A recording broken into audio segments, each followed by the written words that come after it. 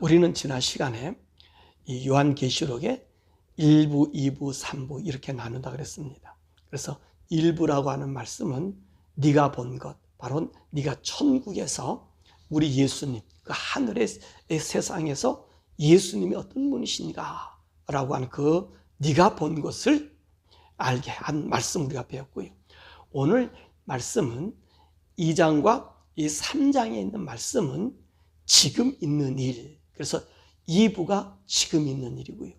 3부는 장차될 일, 우리 4장서부터 시작해서 22장의 말씀까지는 장차될 일, 일이 어떤 거죠? 이 마지막 때에 나타날 현상에 대한 말씀을 우리들에게 들려주고 있습니다. 그래서 지금 있는 일, 이 지금 있는 일은 요한이 지금 반모섬에 잡혀갔잖아요. 이 잡혀가서 2차 박해가 시작되고 있는 건 아니에요. 그러니까 성도들이 극심한 불안에 떨고 있는 그들에게 이제 편지를 썼어. 네가 하늘에서 본 것, 그리고 내가 너희들에게 약속해 준 것, 그것을 전해주라고 말씀하십니다. 그래서 7교회에다가 편지를 보내는 것이 그 당시에 있었던 일이다. 지금 있는 일이다. 라고 하는 말씀입니다. 그래서 오늘 7개 보니까 에베소, 서머나, 버가모, 그 다음에 두아디라, 사대, 빌라델비아, 그 다음에 라오디게아 교회, 이 교회에 편지하는 내용의 말씀을 우리가 보게 됩니다. 자, 오늘은 두 교회만 먼저 하고 나머지 두 개의 교회에서 4차례, 그리고 맨 마지막 시간에는 이 7개 교회를 세대주의자가 어떻게 이 7교회를 분별하고 있는지 그 말씀을 우리가 살펴봅니다. 오늘은 내가 본 것에 대한 말씀을 보고 난 이후인 지금 있는 일, 편지를 보내는 7교회가 현실적으로 당면하는 사항을 우리 예수님이 칭찬과 책망과 그리고 약속의 말씀을 우리들에게 해주고 있는 것입니다. 자, 그러면 이 7교회는 어디 있을까요? 여기는 그 당시엔 소아시아 지역이라 했습니다. 지금으로 말하면 터키가 바로 이 7교회가 위치한 지역인 것입니다. 이 7교회는요, 우리 사도행전에서 알려지지 않는 교회예요. 사도행전에서 알려진 교회는 단지 에베소 교회밖에 없습니다. 그런 나머지 6교회는 알려지지 않는 교회입니다.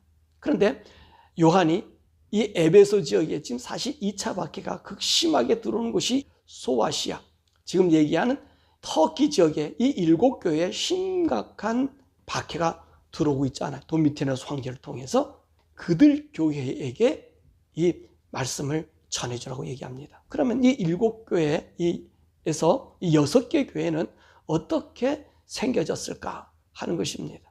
제가 추정해 보건대 사도행전 19장 8절에서 9절의 말씀 보면 바울이 회당에 들어가 석 달 동안 담대히 하나님 나라에 관하여 강론하며 권면하되 어떤 사람들은 마음이 굳어 순종하지 않고 무리 앞에서 이도를 비방하거늘 바울이 그들을 떠나 제자들을 따로 세우고 두란노 소원에서 날마다 강론하니라.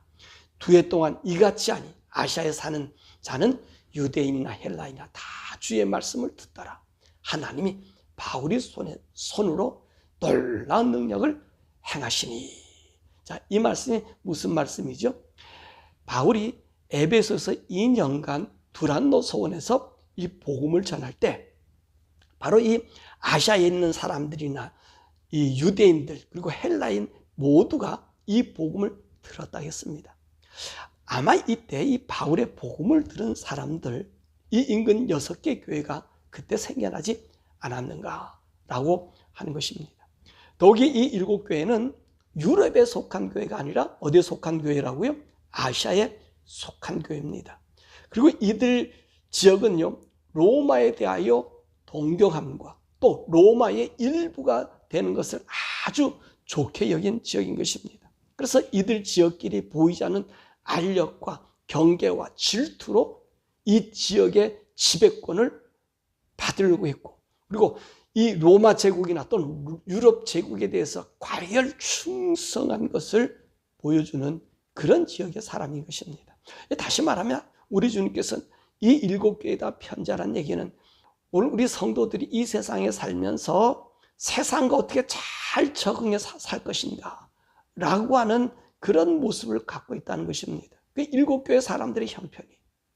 그렇기 때문에 오늘 7교회에다가 편지한 것은 단지 7교회뿐만 아니라 이 세상에서 사는 우리 성도들이, 예수를 믿고 있는 성도들이 오늘 7교회 모양으로 이 세상에 혼자 살고 있는데, 이것을 경계해 주면서 네가 어떻게 하나님 말씀 지켜야 할 것인가 라고 하는 그 말씀을 우리들에게 들려주고 있는 것입니다. 그래서 이 요한계시록은 바로 이 도미티안 황제가 교회를 핍박하던 시대에 소아시아 지역에 이 말씀을 우리에게 들려주고 계십니다. 그러면 이 에베소 교회는 어떤 교회인가? 2장 1절 7절의 말씀하고 있죠.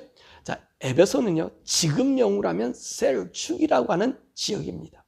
주전 560년경에 헬라 철학자 헤라클리투스가 태어난 곳으로 헬라 철학의 근원지가 바로 이 에베소입니다. 그리고 아시아의 모성신인 아데미 여신을 섬기는 아주 유명한 지역으로서 이 여신 축제가 온 세계적으로 알려지고요, 온 세계 사람이 모여드는 바로 그런 곳입니다.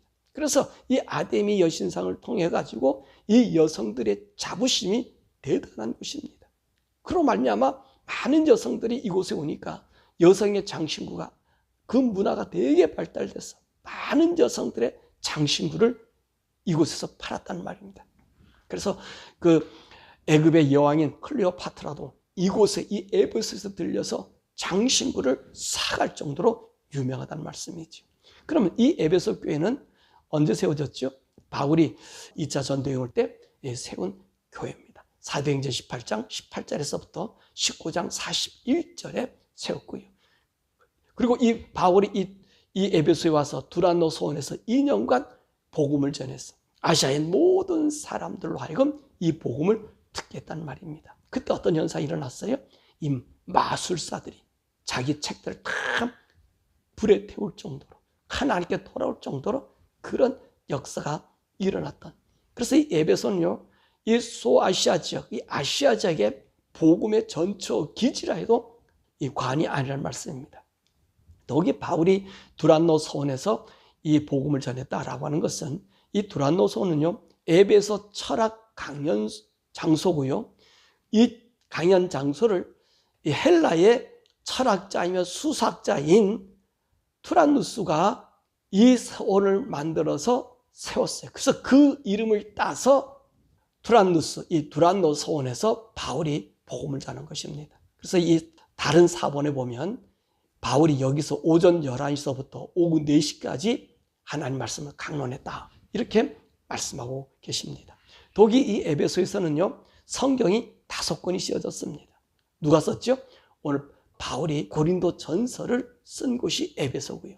그리고 요한이 요한복음, 요한 1, 2, 3서를 쓴 바로 곳이 에베소입니다. 그럼 에베소는 어떤 교회의 모습을 하고 있었는가? 자, 이 에베소에 나타난 예수님의 모습 1절이죠. 오른손에 7뼈를 붙잡고 7 금초대 사이를 거느시는 모습으로 우리 주님이 에베소에 나타났습니다. 그럼 예수님의 이 모습으로 나타났을까요? 우리가 서론에서 말했듯이 이 교회를 중심으로 6교회가 생긴 것입니다. 아마도 이들은 굉장한 자부심을 가지고 있었겠지요. 자신들을 통해서 교회의 모든 제도와 복음의 체계가 갖추어 있겠다고 생각했던 것입니다.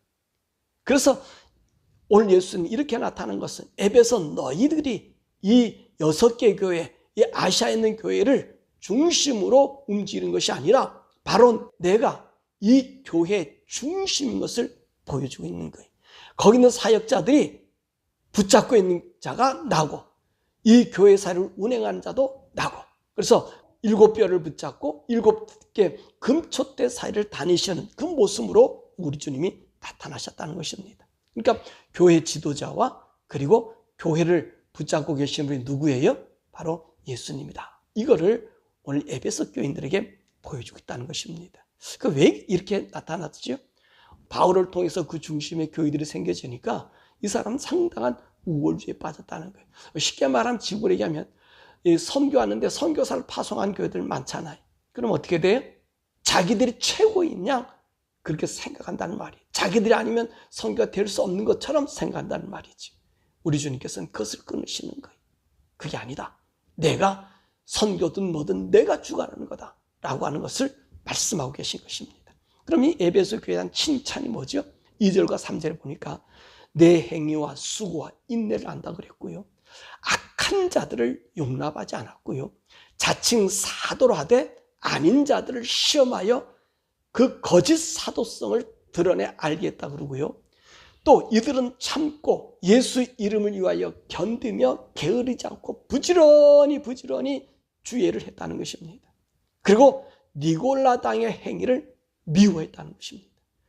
그러니까 오늘 이 에베소 교인들은요, 정말 이 복음의 기초가 아주 잘 정리되어 있던 것을 우리가 보게 됩니다. 우리가 잘 알 수 있는 것은요, 바로 아볼로 사건을 보면 우리가 알 수 있잖아요. 이 에베소 교회 기둥같이 쓰던 브루스길라와 아굴라가 알렉산드르에서 온 이 아볼로가 복음을 전했습니다. 열심히 와서 예수에 대해서 복음을 전했어요. 근데 아볼로가 전하는 복음을 가만히 들어보니까 예수의 복음과 달라요. 아볼로가 전하는 복음, 이 세례 요한에 전하는 예수밖에 없다는 것입니다. 그래서 이 브루스길라와 아굴라가 아볼로를 불러가지고 예수님의 복음이 무엇인지 자세히 알려줘서 이 아볼로가 이 평신도를 통해서 변화돼가지고 그래서 온전한 복음 전도자로 만들었다는 말씀입니다. 이처럼 이 에베소 교인들은요, 이 복음의 확실한 이론을 가지고 있던 것입니다. 왜 그랬을까요? 바울이 이 에베소에서 복음과 율법에 대해서 아주 자세히 가르쳐 주었잖아요. 이 말씀에 대한 분별력, 이 분별력이 그들의 삶 속에 그 교리로 그에게 나타날 수 있다는 것입니다. 그러니까 그들이 말씀을 딱 들어보면 이 말씀이 복음적인지 아닌지를 알았다는 거죠. 그리고 또 이게 말씀 보니까 그 당시에 폐단으로 나타나는 것이 니골라당이에요. 니골라당.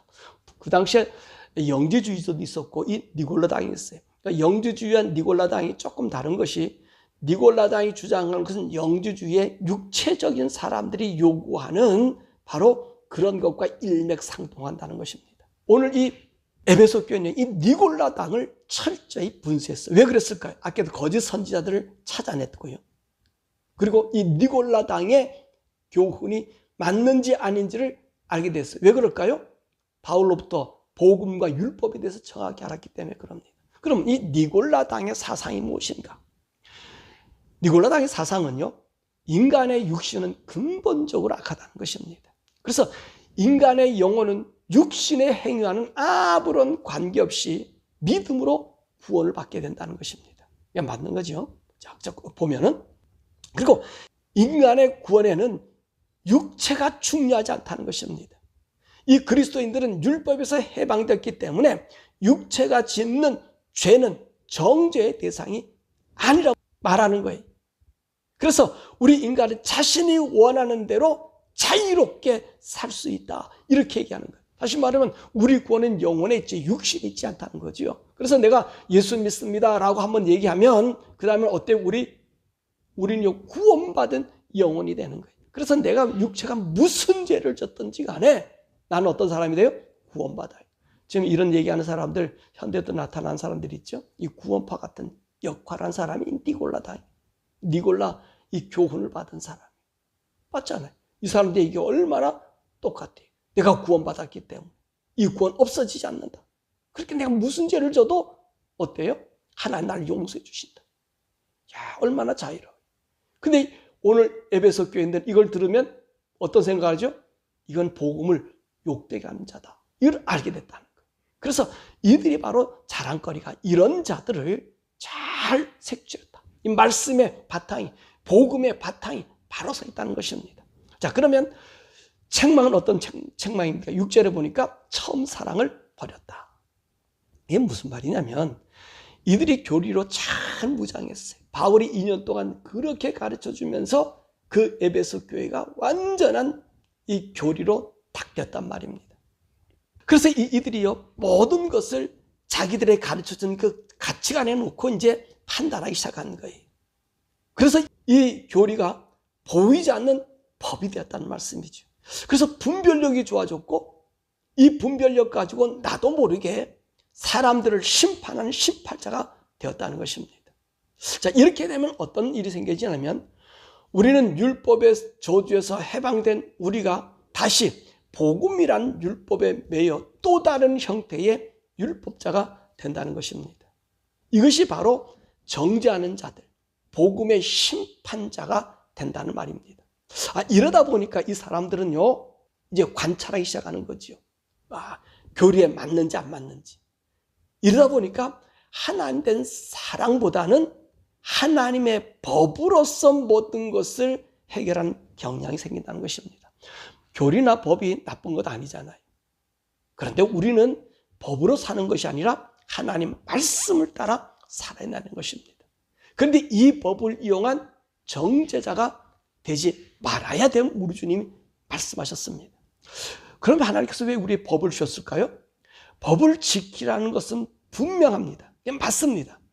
그러나 우리의 복음은 법을 모르는 사람들에게 사랑으로 하나님 안에 들어오라고 우리를 부르신 것입니다. 그래서 그 하나님 사랑 안에서 하나님의 법을 성취시키는 거예요. 법을 지킴으로 복음을 이루는 것이 아니라 그 법, 그 하나님의 말씀의 사랑이 행해짐으로 복을 이루는 것입니다. 자, 이걸요, 현대로 지금 잘 나타내준 사람이 누구냐면 찰리 커크 부인이에요. 찰리 커크 부인이 뭐라 얘기했어요? 자기 신랑은 이 젊은이들을 구원하기 위해서, 저들을 구원하기 위해서 캠퍼스에서 터닝포인트 USA를 만들었다는 거지요. 그죠? 그렇게 해서 만들었다는 거예요. 근데 그 터닝포인트 하다가 동성연애자에게 총이 맞아 죽었어요. 그러면서 이 찰리 커크 부인이 뭐라 그러냐고 하면은 저들이 하는 짓을 모르기 때문에, 저를 하는 모르기 때문에 오늘 자기가 그 대 영맨, 그를 갖다 호흡해 준다, 용서해 준다 그랬어요. 그래서 우리 주님이 그렇게 하셨기 때문에 자기도 한다는 거예요. 여러분 생각해 보세요. 이게 뭐지요? 법으로 이 사람이 의인을 죽였으니까 죄인이니까 죄인을 죽여, 이렇게 얘기 아니라 그 죄인이 지가 몰랐기 때문에 자기 신랑을 죽였지만 하나님 말씀, 우리 주님의 명령, 증오는 증오를 낳기 때문에 증오하지 말고 하나님의 사랑을 이루라. 그러니까 하나님 말씀의 법이 무엇으로 바뀌어진 거예요? 사랑으로 바꿔져서 누굴 이룬 거예요? 주님의 복음을 이뤘다는 것입니다. 바로 그 말씀을 해주고 계시는 거예요. 법의 우리는 심판자, 복음의 심판자가 아니라 하나님 말씀의 법을 하나님의 복음의 사랑을 행함으로 복음을 이룬다는 것입니다. 그래서 이 에베소 교회가 이런 이 법을 판단하고 교리로 판단하고 하나님의 사랑이 없어지고 구원의 은혜가 없어지니까 요한이 이곳에 있으면서 요한 1, 2, 3서를 쓰게 된 것입니다. 요한 1, 2, 3서를 통해서 이 사랑에 대한 이야기를 강조하는 거예요. 그 말씀을 해줬고요. 그렇게 책망한 것은 너희가 처음 사랑을 잃었다. 하나님과 이 사랑의 관계를 잊어버리고 교리로만, 법으로만 생각하니까 너희가 어디서 멀어져요? 다시 율법자가 되는 것을 이야기하고 있습니다. 자, 그리고 이 하나님께서 권고하시죠. 5절에 보니까 어디서 떨어졌는지 생각하고 회개하여 처음 행위를 가지라. 처음 행위를 가지라고 하죠. 이 처음 행위가 뭐죠? 구원의 주님과 처음 내가 만났을 때 그 말씀인 것이지. 5절 보니까 만일 그러하지 않으면, 회개하지 않으면 내가 가서 내 촛대를 그 자리에서 옮기리라. 이 촛대가 뭐지요? 1장 20절의 말씀에 해석해 주었잖아. 이 교회라고 말씀하셨잖아. 물론 이 교회는 유형적인 교회와 무형적인 교회가 있어요. 이 유형적인 교회는 우리가 예배하는 예배당을 교회라고 하고요. 무형적인 교회는 우리 마음속에 있는 교회란 말입니다. 그러니까 우리 주님께서는 어떻게 하신다는 거예요? 교회를 옮긴다는 거예요. 이 교회는 성도들의 무리, 성도들이 모인 것, 성도들 자체가 교회인데 우리 주님이 떠나간다는 것입니다. 왜 그래요? 왜 예수님이 떠나가시죠? 그 심령에 더 이상 예수가 필요 없고 오직 교리만 남아있기 때문에 우리 예수님의 구원의 은혜를 버리고 법으로서 하나님의 의를 대신함으로 하나님의 사랑이 그 속에 필요하지 않기 때문에 그렇다는 것입니다. 그러면 우리 성도가 이 세상을 믿음으로 사는 것은 모두가 예수님의 구원의 은혜, 하나님의 사랑으로 이 세상을 살아가고 그 힘으로 하나님의 의를 이루는 것이, 이것이 바로 뭐래요? 우리의 온전한 믿음이 된다는 것입니다. 이 온전한 믿음이 어디서나요?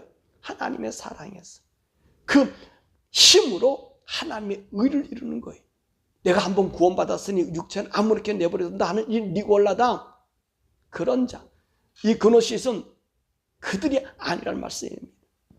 그래서 우리의 온전한 이름은 하나님의 사랑이 우리 속에서 재생되는 거예요. 그래서 로마서 8장에 바울이 얘기했잖아요. 누가 우리를 그리스도의 사랑에서 끊으랴. 이 세상에는 또 온 하늘과 온 땅에는 이 사랑을 끊을 수 없기 때문에 이 하나님의 사랑은 우리가 하나님의 자녀가 되었고 천국에 갈 수 있는 자격을 얻었다는 것입니다. 그러므로 이 하나님의 구원의 은혜, 하나님의 무한한 사랑이 나의 삶을 이끌어 나가는 원동력이 되어야 한다는 것입니다. 그래서 이 하나님의 구원의 사랑, 예수님과 만났던 그 신앙이 어디서 떨어졌는지를 확인해 보라는 거예요. 예수가 네 안에 있는지도 체크해 보라는 거죠. 자, 이럴 때 하나님께서 어떤 약속을 우리에게 주시느냐? 7절에 있잖아요. 하나님 낙원에 있는 생명나무 열매를 먹게 하다. 하나님 이 생명나무 열매를 먹게 한다는 얘기, 구원을 다시 회복시켜 준다는 말씀입니다. 그렇습니다. 우리가 천국에 갈 수 있는 유일한 길은 하나님의 은혜의 사랑을 간직하는 것이, 이 하나님의 사랑 없이는요 우리가 영원한 생명에 들어갈 수 없음을 계시하고 있는 것입니다. 아무리 에베소 교회가 복음의 진리를 분별하는 기준을 가진다고 해도 주의 이름을 위해 참고 견디고 또 복음을 위하여 게으르지 않고 열심을 내어도 가장 중요한 것이 뭐지요? 바로 하나님의 사랑, 즉 예수 그리스도의 구원의 은혜 위에 서서 우리의 삶을 살아가는 것. 그럴 때 우리는 정죄자가 아니라 하나님 말씀의 복음의 심판자가 아니라 하나님 말씀을 이루어 나가는, 하나님의 사랑을 성취해서 나가는 그런 사람이 된다는 말씀인 것입니다. 자, 두 번째 서머나교회입니다. 서머나교회는 8절에서 11절의 말씀인데, 이 서머나는 지금의 이즈미르라는 지역에 있습니다. 에게 전 영역에서 가장 번창한 상업의 중심지이며 교통의 중심지로서 이 소아시아 중부와 헤르모스 강 유역을 관통하는 도로의 종점에서 신전의 건축, 약학, 과학, 상업이 융성한 도시였습니다. 독일 BC 23년에는요, 황제 디비로를 위한 신전 건축 허가를 다른 11개 도시들과 경쟁해서 이 로마의 원로원이 이 지역 사람들에게 로마에게 충성하고 공헌을 인정해가지고 서머나에서 황제 신전을 짓도록 만들었습니다. 이 서머나인들은요, BC 195년에는요, 이 로마에 붙어서 로마시를 위해 제사하기 위하여 신전을 세운 중에 이 로마 그 시 자체를, 로마 사람들 그 자체를 아주 신처럼 봤다는 그런 지역이. 또 이 지역은요, 지진이 자주 나서 자꾸 건물이 무너지다 보니까 새로운 건물을 건축하다 보니 건축술이 발달되었습니다. 그리고 이 서머나는요, 다양한 종교들이 있었습니다. 더욱이 황제 예배와 로마 제국에 대한 제사를 자랑했다는 말입니다. 그러니까 이 로마에서는 이렇게 충성스러운 이 도시를 위해서 자체 화폐를 주주해서 쓰도록 허가해 주었다는 거예요. 그만큼 오늘 로마에 대해서 잘 보인 지역이 이 서머나 교회입니다. 그런데 오늘 이 서머나 교회 이 지역에 우리 예수님이 나타나신 모습이 어떤 모습이죠? 8절에 처음이요 마지막이요 죽었다가 살아나시니. 자, 왜 이런 모습을 하고 나타나셨을까? 처음이고 마지막이고 죽었다가 살아나시니. 아까 얘기했지만 이 도시는 원래 에올리아 헬라인의 식민지로 건설된 이후에 이오니아 헬라인이 점령해서 이오니아 이 동맹체로 묶어놓은 지역입니다. 그리고 BC 6세기 초에는 이 옛시대의 루디아 왕 알리아테스가 멸망당하고 이 지역에 몇 개 촌락으로 남아 있었어요. 그 유명무실하게 이 촌락이 다 죽은 도시처럼 생겼단 말입니다. 근데 BC 4세기 말과 3세기 초에 안티고누스와 루시마코스가 이 성읍을 재건해서 성체를 구축했습니다. 그러니까 이 멸망당했던 이 도시가 다시 재건되었다는 말씀이죠. 그래서 이 재건된 도시가 에베소 다음으로 이 에게 지역에서는 번창한 도시로 발전하게 된 것입니다. 그러니까 이 도시 마을의 역사가 뭐예요? 죽었던 도시가 되살아나서 번성하게 되었다는 말씀인 것이지요. 이런 속에 있는 이 성도들의 현재의 모습은 어떻는가? 9절에 보니까 환난과 궁핍한 상태, 유대인들의 비방이 있는 곳이라는 것입니다. 이것은요, 유대인들이 아주 많이 살고 있는 지역이에요. 이 유대인들은 항상 돈이 있는 곳으로 몰려가는 자들이죠. 그래서 돈을 모으는 재주가 있다는 말입니다. 그래서 이 유대인들이 일찍이 이곳에 들어와서 해당을 짓고 자리 잡아서 예수를 믿는 성도들을 자신의 돈과 권력으로 핍박하게 된 것입니다. 그래서 이들 서머나 성도들은요, 유대인들의 종교적 탄압과 그 삶의 어려움에 있었다는 것입니다. 그런 측면 속에서 주님을 믿고 있어요. 그런데 오늘 하나님께서 이들에게 9절에 위로해 줘요. 뭐 어떻게 위로해 주죠? 네가 부유한 자들이다. 너희를 비방하는 유대인은 유대인이 아니요, 그들의 회당은 사단의 회당이다. 그렇게 말씀하십니다. 자, 그럼 이 서머나 성도들이 왜 부유한 자일까요? 아니, 이 사람들은 지금 부유하지 못합니다. 모든 실권은 유대인이 잡아서 그 유대인들이 싫어하는 예수를 믿고 있기 때문에 성도들은 삶이 어렵습니다. 그런데 우리 주님 뭐라고 말씀하시는? 너희들은 부유한 자라고 말씀하세요. 여러분, 마태복음 5장 10절에서 12절에 이런 말씀 있잖아요. 우리 주님 말씀하셨잖아요. 의를 위하여 박해를 받는 자는 복이 있나니 천국이 그들의 것이며, 나로 말미암아 너희를 욕하고 박해하고 거짓으로 너희를 거슬려 모든 악한 말을 할 때는 너희에게 복이 있나니 기뻐하고 즐거워라. 하늘에서 너희 상이 큽니다. 너희 전에 있던 선지자들도 이같이 박해하였느니라. 마태복음 19장 29절의 말씀 보니까 또 내 이름을 위하여 집이나 형제나 자매나 부모나 자식이나 전토를 벌인 자마다 여러 배를 받고 또 영생을 상속하리라. 주님이 이 말씀 속에서 바로 이 서머나 교회가 이런 어려움을 당하지만 이 세상으로서는 가난해 보이지만 너희들은 부유한 자라 말씀하시는 것입니다. 왜? 하늘의 상이 크고 또 우리 주님 말씀하시는 내가 너희와 함께 주신다는 것입니다. 그 하나님이 비록 우리가 고난과 어려움 당해도요, 우리의 필요와 이 모든 것을 다 아시고 계신 분이기 때문에 너는 부유하다는 얘기입니다. 또한 이 유대인의 회당은 하나님 뭐라 말씀하세요? 사단의 회당이라 말씀하십니다. 자, 이들은요, 구약의 법을 지키지도 못하면서 자신의 돈과 권력으로 예수님을 믿는 성도들을 박해함으로 이 지역이 오늘 성도들이 박해받는 곳이기 때문에 우리 하나님께서는 하나님을 박해하는 이들이 사단의 모임이요 사단의 회당이라고 말씀하신 것입니다. 자, 이 말씀은요, 우리 예수님께서 이 사도 바울에게 얘기했잖아요. 다메섹 도상에서 사도 바울이 이제 예수님 믿는 자들을 박해하고 스데반도 죽이고 뭐 이런 일을 도맡아서 했잖아요. 그때 우리 주님이 이 다메섹 도상에서 나타나서 뭐라고 얘기합니까? 사울아 사울아 내가 어찌하여 나를 박해하느냐? 가시체를 뒷발질하게 한 내게 고생이라. 다시 말하면 성도를 핍박하는 것이고 누구를 핍박하는 거예요? 우리 주님을 핍박한다는 것입니다. 그러면 주님을 핍박하는 자가 누구지요? 그 사단의 세력 아니에요. 그래서 오늘 여기 말씀 보니까 유대인의 회당은 바로 사단의 회당이다. 너희를 박해하는 것이 사단이다 라고 말씀하고 계신 것입니다. 그러면서 이 교회에 권면이 있잖아요. 어떤 권면 해주고 있어요? 10절의 말씀 보니까 장차 받을 고난을 두려워하지 말라. 마귀가 너희 중 몇 사람 옥에 던져 시험을 받게 할 것이며 10일 동안 환난을 받을 것이다. 자, 이 말씀은요, 이 지역에 박해가 옴을 이야기하지 않아요. 아마 오늘 너희 중에 몇 사람 옥에 던지고 죽임을 당한댔을 때 아마 이 폴리갑이라는 순교자에 대한 말씀인 것 같습니다.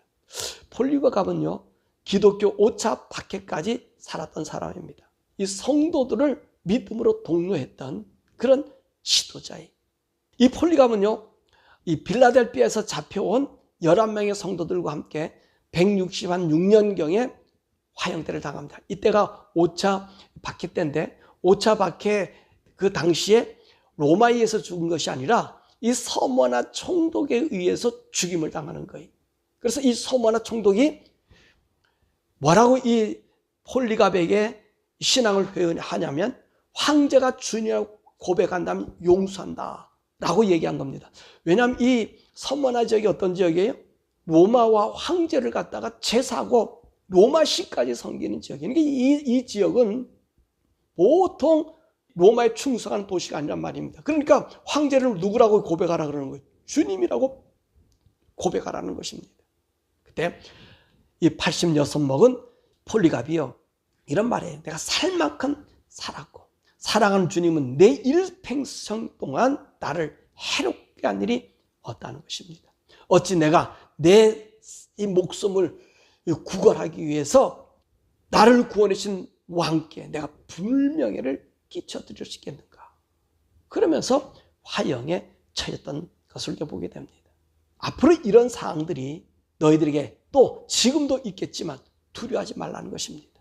우리 주님 뭐라 말씀하세요? 폴리갑이 예비한 것처럼 그분 왕 중에 왕이, 왕의 왕 하나님 앞에 계신 분이에요. 그럼 처음과 나중 되시는 분이에요. 끝까지 우리와 함께 하시고 만약에 우리를 죽인다 할지라도 우리를 하나님 품으로 안겨주실 그분이라는 말씀이죠. 그렇기 때문에 이분들에게 권면하는 말씀이 뭐죠? 사회적인 환난과 핍박과 너희를 죽이는 일이 있어도 두려워하지 말라. 우리 성도들이 앞으로 이런 일들이 우리에게 나타나고 계시록의 말씀에서는 앞으로도 자세히 나타나지만 이 교회가 처하는 모든 상황들이 함께 있다는 것입니다. 그 약속이 뭘까요? 그럼 우리 주님이 10절과 11절의 말씀 보니까 죽도록 충성하라. 그러면 생명의 멸류관을 내게 줄 것이다. 그리고 둘째 사망해를 받지 않는다 라고 말씀하십니다.